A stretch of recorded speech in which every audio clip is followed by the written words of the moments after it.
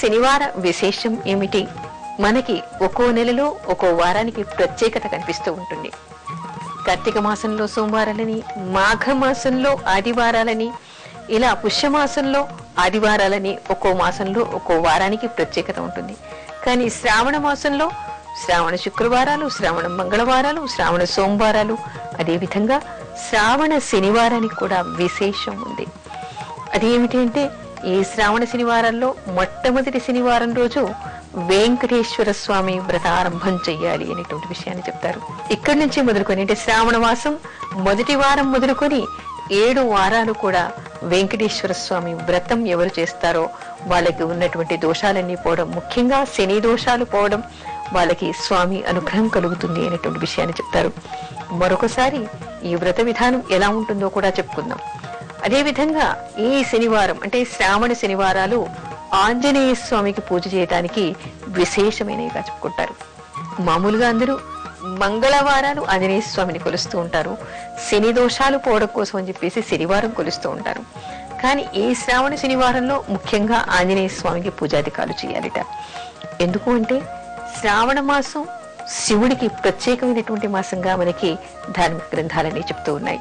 శ్రావణ మాసం మొత్తం కూడా శివార్చన చేయడం కోసం శ్రావణ నక్తం చెయ్యాలి. అంటే నెల రోజులు మొత్తం కూడా రోజు రాత్రి పూటే భోజనం చేసి శివుణ్ణి అర్చించాలి అనేటువంటి ప్రత్యేకతలు మనకి ఈ మాసంలో కనిపిస్తున్నాయి.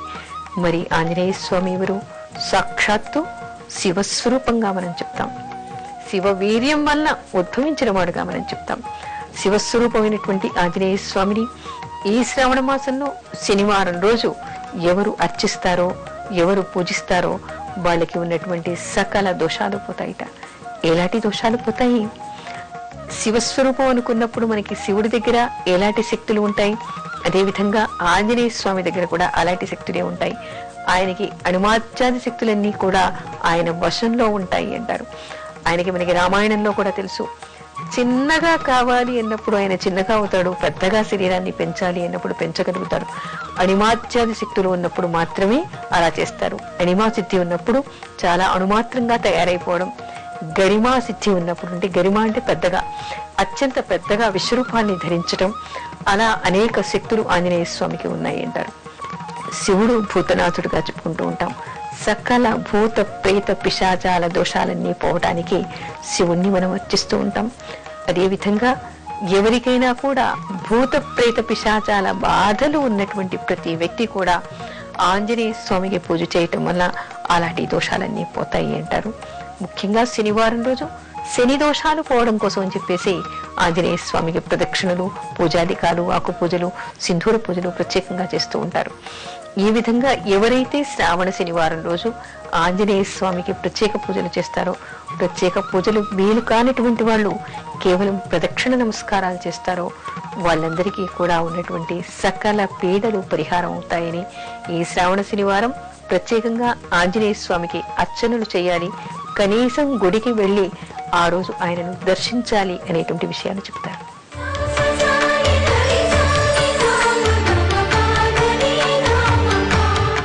కాశీ గంగను ఏ విధంగా ఉపయోగించుకోవాలి? ఇది మనకి ప్రేక్షకుల నుంచి వచ్చినటువంటి సందేహం. సత్యనారాయణపురం, విజయవాడ నుంచి ఆ ఝాన్సీ రాణి గారు రాస్తూ ఉన్నారు. హరిద్వార్ నుండి సంవత్సరం క్రితం మేము గంగాజలం తీసుకుని వచ్చాము, అవి ఏ విధంగా ఉపయోగించాలో తెలియజేయగలరు అంటున్నారు. అదేవిధంగా ఏ పుష్కర స్నానం చేస్తే పాపాలు పోయి పుణ్యం వస్తాయి అంటారు, అది నిజమేనా అని అడుగుతూ ఉన్నారు. ఝాన్సీ రాణి గారు, కాశీ గంగాని ఏ విధంగా వాడుకోవాలి? మీరు హరిద్వార్ నుంచి తెచ్చామన్నారు. హరిద్వార్ నుంచి తెచ్చినా, కాశీ నుంచి తెచ్చినా కూడా చాలా మంది పుణ్యక్షేత్రాలకు వెళ్ళినప్పుడు గంగాజలం అక్కడ ఉంటే, అంటే గంగా నదీ తీరానికి వెళితే తప్పనిసరిగా అక్కడి గంగాజలాన్ని ఇంటికి తెచ్చుకుంటూ ఉంటారు. అయితే చాలా మందికి సందేహం, ఆ గంగాజలాన్ని ఏ విధంగా ఉపయోగించాలి, ఏం చెయ్యాలి అనేటువంటి సందేహాలు చాలా మందికి వస్తాయి. గంగా చెంబులుగా తెస్తూ ఉంటారు, విడిగా కూడా కొంతమంది క్యాన్లలో తెచ్చుకుంటూ ఉంటారు. ఇక్కడ గంగని మనం ఎన్నో విధాలుగా ఉపయోగించుకోవచ్చు. గంగా అనేటువంటిది స్త్రీ స్వరూపంగా మనం చెప్తాం, నదిని స్త్రీ స్వరూపంగా చెప్తాం, అంటే అమ్మవారిలాగా కొలవటం. అసలు నదీ తీరానికి వెళ్ళినప్పుడు కూడా మనం అక్కడ రవికల గుడ్డని, చీరని, తర్వాత పసుపుని, కుంకుమని, దీపాలని గంగలో వదులుతూ ఉంటాం, గంగ పూజ చేస్తూ ఉంటాం. అదేవిధంగా మనం ఇంటికి తెచ్చుకున్నటువంటి గంగ చెంబుల్ని కూడా మన పూజా మందిరంలో పెట్టుకొని నిత్యం దేవుడికి పూజ చేసినట్టుగానే గంగకు చదివేటువంటి స్తోత్రాలు ఉంటాయి, మంత్రాలు ఉంటాయి, ఆ తర్వాత అర్చనలు ఉంటాయి, గంగకి నామాలు కూడా ఉంటాయి. అలాంటి నామాలతో గంగాదేవిని ఆ గంగ చెంబుకి పసుపు కుంకుమ పెట్టి అర్చించవచ్చు. అంత వీలు కాలేదనుకోండి, రోజు పూజా గదిలోనే ఉంటుంది కదా, దాన్ని చక్కగా కడిగి తుడిచేసి దానికి గంధము పసుపు కుంకుమ పెట్టి ఒక పువ్వు పెట్టి గంగకి నమస్కరించుకోవాలి, హారతి ఇవ్వాలి. మిగతా దేవతలందరికీ హారతి ఇచ్చినట్టుగానే హారతి ఇవ్వడం, దీపారాధన చేయటం, నైవేద్య సమయంలో గంగని స్మరణ చేయడం చేస్తూ ఉండాలి. మరొకటి, విడిగా కొంతమంది క్యాన్లల్లో గంగా జలాన్ని తెచ్చుకుంటూ ఉంటారు. దేనికి ఉపయోగిస్తారండి, దీన్ని క్యాన్లల్లో ఎలా పూజిస్తారండి అనేటువంటి సందేహాలు కూడా కొంతమందికి ఉంటాయి.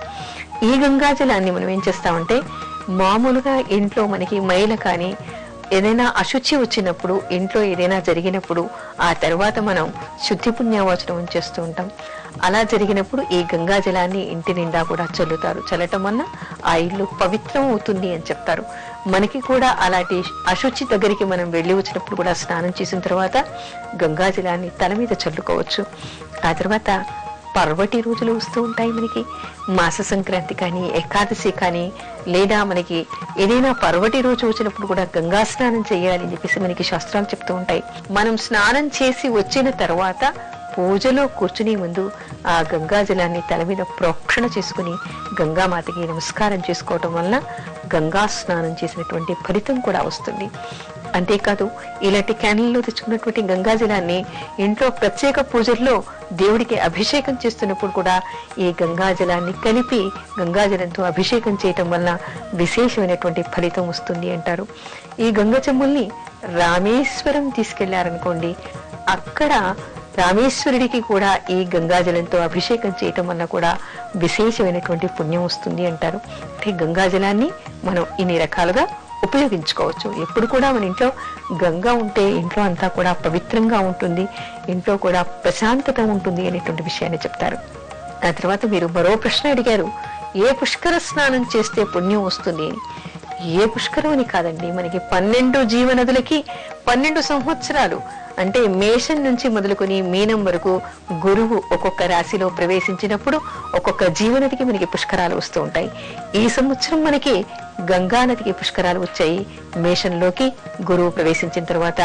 ఈ సంవత్సరం అంటే వచ్చే సంవత్సరం 2012 మే వరకు కూడా అక్కడ ఆ రాశిలోని మేషరాశిలోని గురువు ఉంటాడు కాబట్టి అప్పటి వరకు కూడా గంగా నదికి మనం పుష్కరాలు అని చెప్పుకుంటూ ఉన్నాం. ఈ పుష్కరాలు వచ్చినప్పుడు ఎలాంటి ఫలితం వస్తుందని మీరు అడిగారు. మామూలు సమయంలో చేసేటువంటి పూజ కంటే మాస సంక్రాంతి రోజు చేసేటువంటి స్నాన దాన పూజాధికాలు జప హోమాలకి విశేషమైనటువంటి ఫలితం ఉంటుంది. దానికంటే కర్కాటక సంక్రాంతి రోజు అంటే దక్షిణాయనం వచ్చిన రోజు, దానికంటే ఉత్తరాయణం వచ్చిన రోజు ఎక్కువ ఫలితం అంటారు. వాటన్నిటికంటే గ్రహణ సమయంలో చేసినటువంటి పూజకి 1000 ఫలితం అంటారు. అదే విధంగా ఈ పుష్కర సమయంలో పుష్కరంలో స్నానం చేస్తూ ఆ సమీపంలో చేసేటువంటి స్నాన జప దాన హోమాలన్నిటికీ కూడా పితృకర్మలన్నిటికీ కూడా విశేషమైనటువంటి పుణ్యం వస్తుంది, ఫలితం వస్తుంది అని మనకి ధార్మిక శాస్త్రాలు చెప్తున్నాయి. కాబట్టి ఆ నదీ తీరానికి ఈ సంవత్సరం వెళ్ళి అక్కడ మీరు ఏం చేయాలనుకున్నారో, ఏ దానం చేయాలనుకున్నారో, ఏ పూజ చేయాలనుకున్నారో చేస్తే విశేషమైనటువంటి ఫలితాన్ని మీరు పొందుతారు.